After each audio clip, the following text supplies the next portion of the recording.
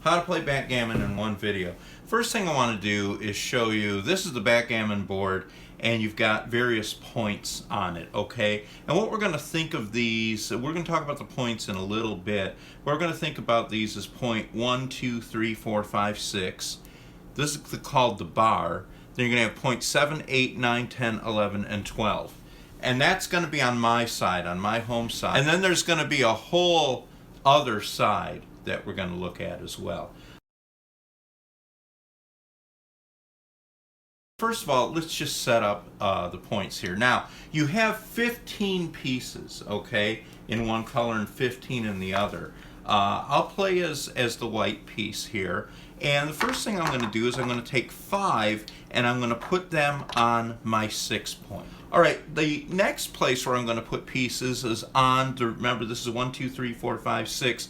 That's the bar 7. I'm going to put 3 on my 8 point, okay? And that's going to be pretty much that on this side.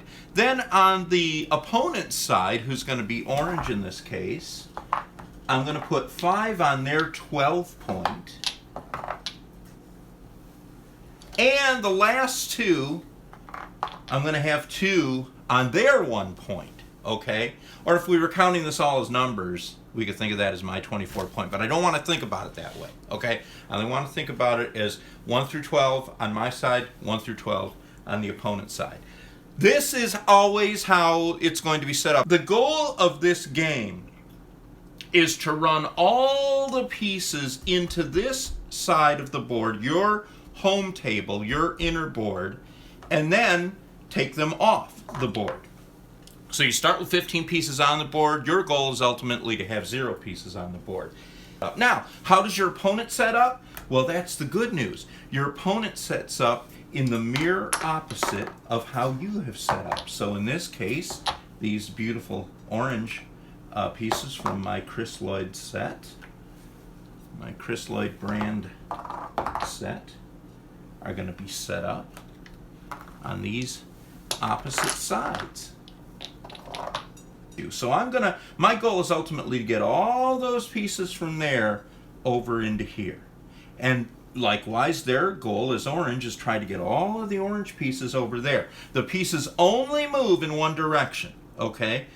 Either orange is moving that way or white is moving that way. And that's the basic setup and the basic moves. And again, remember, ultimately we want to get all those pieces into your home table. I want to get all my white pieces here. Orange wants to get all of their orange pieces there. And then after that, after they're all in there, start taking them off in a process called bearing off and getting those away. So that's the one thing I want to tell.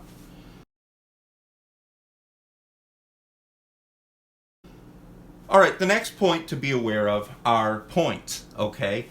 These are each points. There are 24 of them on the board. There are 12 on my side, 12 on the opponent's side. As I said, I was counting them 1, 2, 3, 4, 5, 6, 7, 8, 9, 10, 11, 12, and this point in the center we call the bar. Now, the thing that you need to know about points that's important is there are several kinds. There is a free point.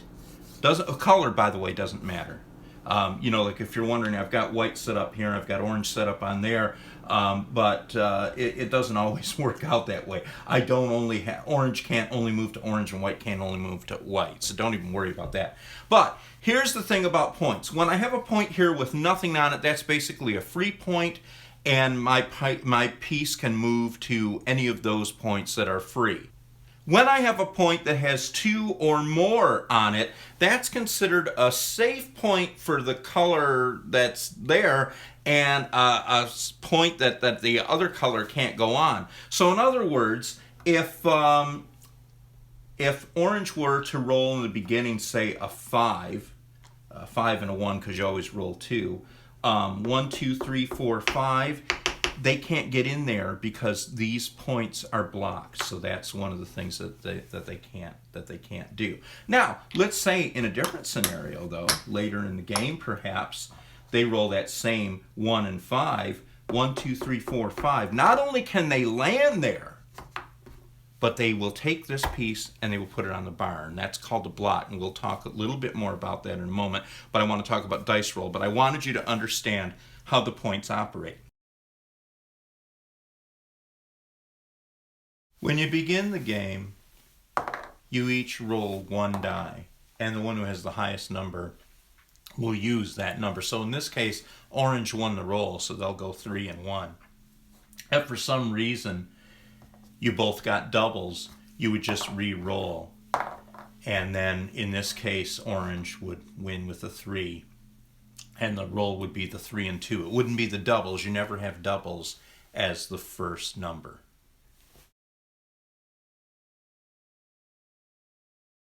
In a regular game, when you roll and you think of this as, I'm glad I rolled that because that's going to be cool, because we're going to talk about Lover's Leap as the way to explain how moves go. In Monopoly, what would you think of this as? You would think of it as a roll of 11, and then you would move 11 continuous spaces, right?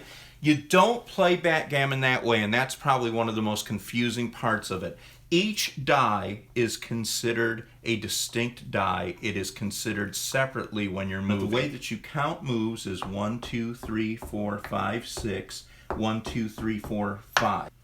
Note that I did not count this as 1, 2, 3, 4, 5. Why?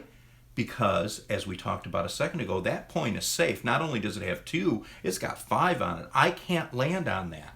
And because I have to consider the dice and the whole roll as 2 distinct numbers, it just so happens that while 5 is blocked, if I count it moving 1, 2, 3, 4, 5, 6, and the 6 is where I need to land, since the 6 is open, I can land there. Then I can move 1, 2, 3, 4, 5. So I can ultimately get it there if opening moves align with the way the dice are. And that's the best way, I think, to describe how these have to be considered. But one could not say, oh great, I got 11, and I'm going to go 1, 2, 3, 4, 5, 6, 7, 8, 9, 10, 11, because you don't count them together like that. Now let me give you an example here. Let's say that orange, my opponent, had 2 checkers pieces right here on their, what we call the bar point, point 7. This is also a bar point, the number 6, but they've got it on their 7. Now let's consider Lover's Leap again. I want to try to make this, but somehow they made that move already.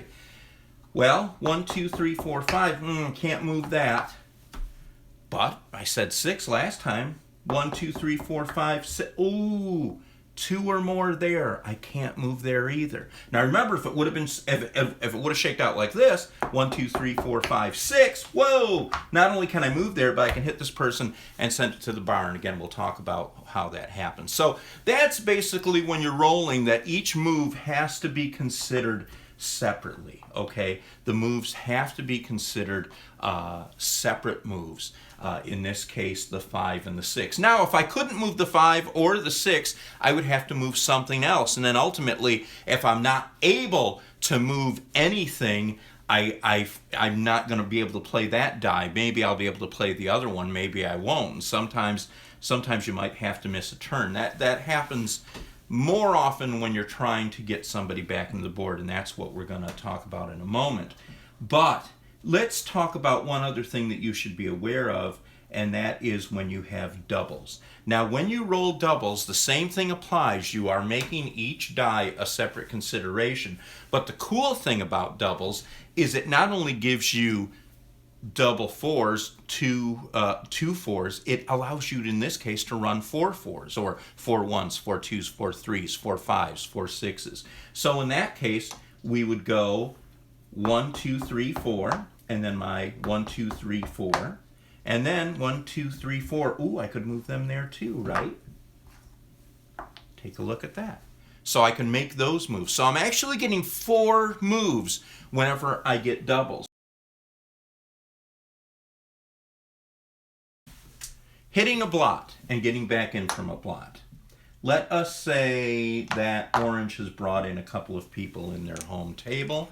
By the way, when you roll the die, you usually roll with cups. You don't roll with without cups there. Actually, this came out perfectly. I couldn't have thought of this in a better way. I naturally rolled that. Watch. Can I move this 5? 1, 2, 3, 4, 5. No, I can't because that's blocked. But can I move this 1, 2? Yes, I can. Now, I've played my 2. Can I play my 5? Yes. 1, 2, 3, 4, 5. Not only can I land there, but when I land there, I put orange up on the bar.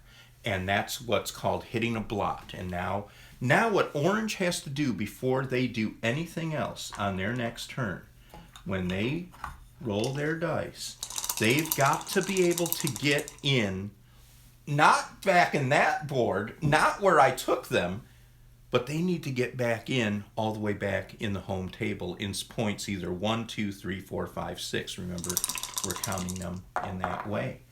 They got a 6 and a 5. They can't come in on the 6, but they can come in on the 5. I'm telling you, if they would have gotten double 6s, they'd be there and they can't move. Now, here's another thing that I want to show you. They did roll 6 and 5, so they were able to come in on the 5. They couldn't come in on the 6 because why? There's 2 or more in this case on that 6. Let's say this had gone differently. They're up here. And say they had rolled that 6 and 5. They can't come in here. They can't come in here. That means they can't do anything. Their turn is over. They've lost their turn, because while a person is on the bar, until that person or all of these checkers are back in, you can't do any other moves.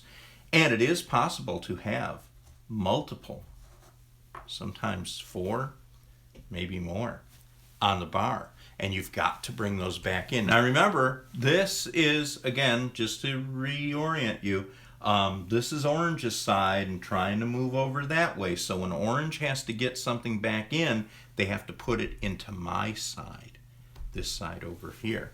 And the same thing with me. If I have someone on the bar there, I've got to get it back in here. So that's why, as you're going through the game, it can get quite exciting, where the strategy basically is try not to leave any blots, try to keep safe spaces, although there are some times where you want to take chances. All right, let's say this is at the end of the game, and now what has happened is that all 15 pieces are now in my home table, my inner table, my home table here. Orange has still got some stuff out on the board, so they're not ready to do this. Because all 15 are here, I can now begin to what they call bear off. I can take these pieces off. And so what I'm going to do is I'm going to roll my dice, both dice, and I've got a 4 and a 2. Now, what you can do is if a die number corresponds to something that you directly have a piece on, you can actually take it off of that point. Remember, it's point 1, 2, 3, 4, 5, 6. So because I've rolled a 2 and because I have something on point 2, whoop, that's off the board. That one's done. What about the 4? I don't have anything on point 4. Remember, 1, 2, 3, 4, so there's nothing there. So now what I've got to do is I have to make a move. And what I'll probably do is go 1, 2, 3, 4. And that's it. I can't take anything else off. It is important to note, let's say that we're later in the game and I've had a lot of pieces come off. So I'm going to take about 10 of these pieces off here. Now in this instance, let's say this is what it was and I rolled that same 2 and a 4. I can take off for the 2, obviously, because I've got a die that corresponds to that. But I don't have a 4, but I also don't have 4 that I can move. In that case, I go to the next lowest one from the number there. That I don't have anything on 4, but I do have something on 3. I can't move that 4, so then I am able to take that off. If I get doubles, of course, let's say that if I had something here on the 3 spot and I rolled double 3s, then I could take all 4 of those off. Bearing off is really just a simple matter of this. If you can take it directly from a point number, then do it. You don't have to. If it's better for you to make a couple of moves that you can make within that board rather than leave something open, then that's fine too. Let me show you another situation here. Sometimes when you're playing, you might still have your opponent still in your board. And if your opponent is still in your board, if you leave a blot while you're bearing off, if they roll the right number, they can then take you. And that's going to suspend your bearing off, because remember, when you're hit as a blot, you go on the bar, and then when you re-roll, you roll back in on that side, and you got to race all the way around. And remember, you can only bear off when all of your pieces, either in the beginning when all 15 are there, or if it's been suspended when all the pieces are in other parts of the board. So say that in this case you got the 3. Well, you're going to take that 3, right? Okay, that because we said that. But notice that now leaves the person open if orange was lucky enough to roll double ones or a 2 and anything else. So you could move that 3 by taking the thing off the 3 point, but you can also do 1, 2, 3, and you can move something as well. That way you don't put yourself in that. While the corresponding dice can allow you to take something off a point, you're not compelled to if you have a legal move to do. Now, let's say that these were no longer here. Okay, they're out of play. And let's take that out of play. Now, because you don't have anything that could move 3, like 1, 2, 3, that's blocked by there's 2 or more pieces on there, right? So you can't move that 3, so then you would be compelled to take that 3.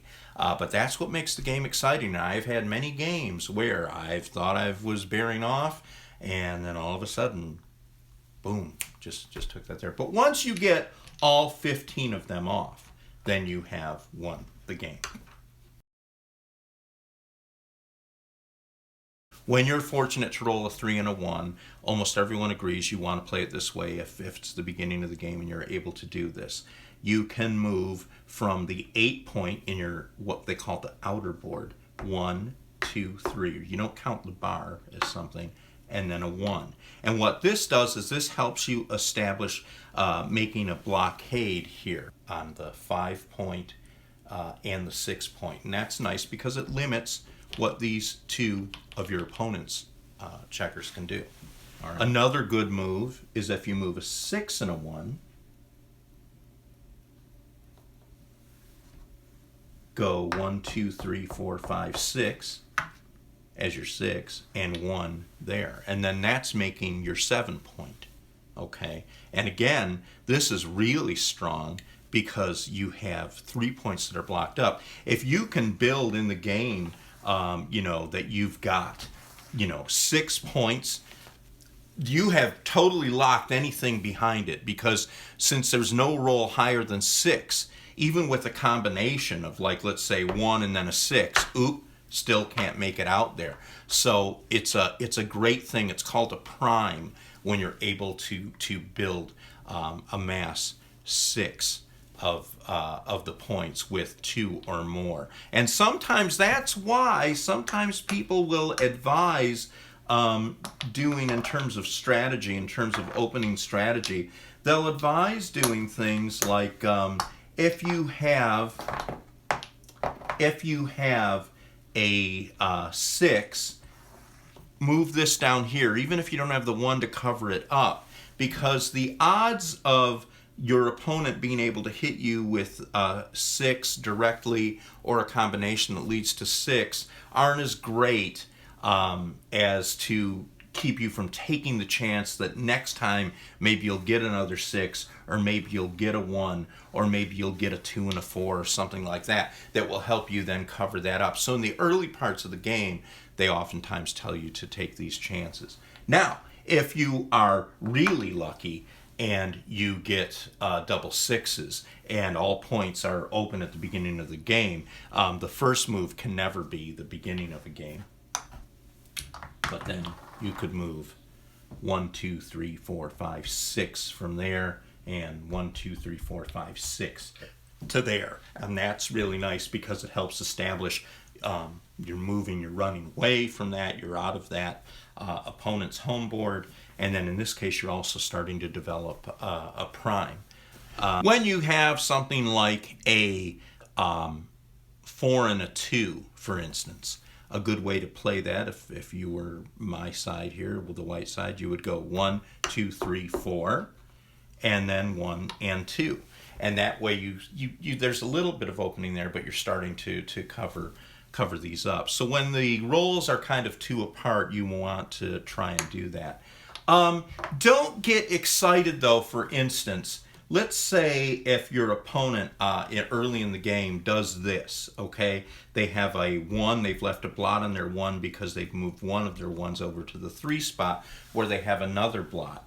Well, if you roll a 3, and a 4, don't get so excited like, oh boy, I can just hit you right now. Because you know what? They're already back over here. And if you can't cover this back up, when they roll in, if they roll a 3, you're going to take a piece that was here, and you're going to move it all the way back to wherever you come in there. So again, that's another problem.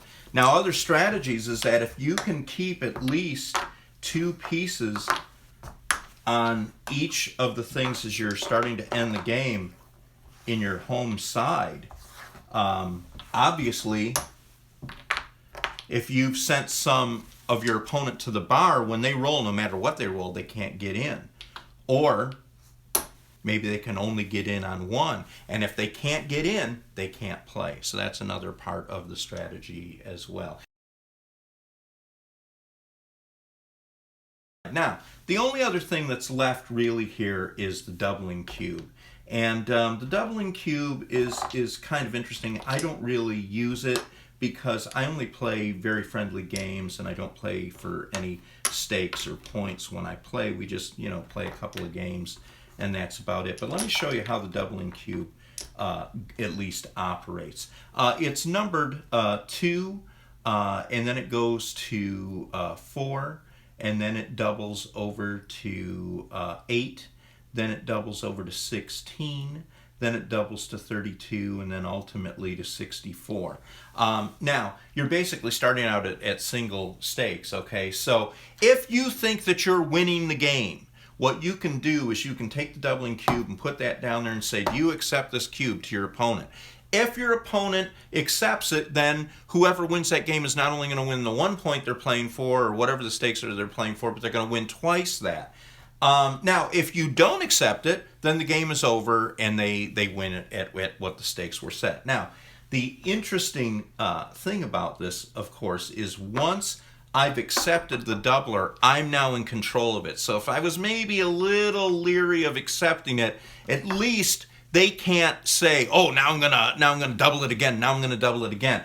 That I would be the one who does that. Now, let's say fate changes hands and suddenly I've gotten some great doubles and I've rolled really great and I'm doing much better. Then at that point, I could try to double the stakes on them again, and it would be up to them to accept or not. But then once I've done that, if fate changes one more time, they might have the chance to do that. So it can get really nasty. Well, here's what I use the doubling cube for. I use the doubling cube as the separator between my 2 regular dice, and that's enough for me. But like I said, I just play this for fun. I just play it among friends. People who are really into backgammon will think that this is a horrible thing for me to be saying, but that's just the way, I've often found the doubler more confusing than anything else. And what I'm talking about here is how to get with your friends and play this game. And hopefully I've taken some of the confusion out of it. Hopefully I haven't added to the confusion. And that's basically how to play backgammon in one video.